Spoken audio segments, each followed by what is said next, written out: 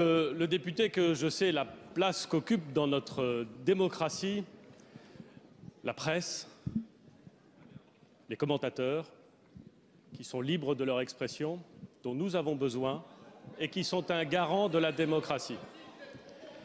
Il se trouve que j'ai pour habitude, monsieur le député, et c'est une ancienne habitude, de ne jamais commenter les rumeurs. Certaines m'amusent, d'autres me consternent, et il n'est pas impossible même que parfois elles m'affligent. Mais en aucune façon, monsieur le député, je ne les commente, pour une raison très simple.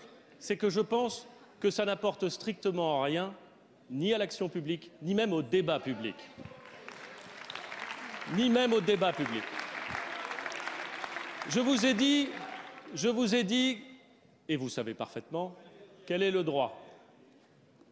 Les attributions du Premier ministre et celles du Président de la République qui, le moment venu, procédera aux nominations.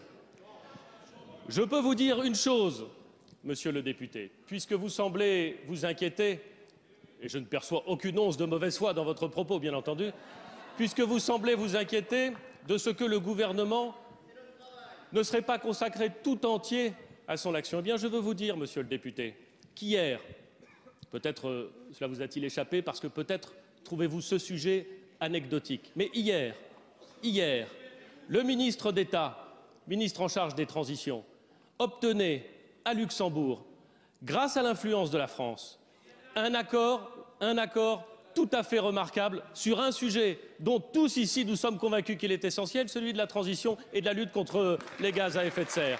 Je veux vous dire, monsieur le député, que ce matin, Jean-Paul Delevoye, vous le connaissez, haut commissaire que j'ai nommé, a rendu public les conclusions de la première phase de discussion que nous avons engagée sur la réforme des retraites. Vous avez choisi de ne pas en parler, c'est dommage. Je pense que c'est un sujet qui intéresse les Français. Vous auriez pu indiquer, monsieur le député, mais vous ne m'écoutez guère, vous auriez pu indiquer que dans l'ensemble des domaines, le gouvernement, qui est là, agit, poursuit le chemin qui a été tracé par le président de la République.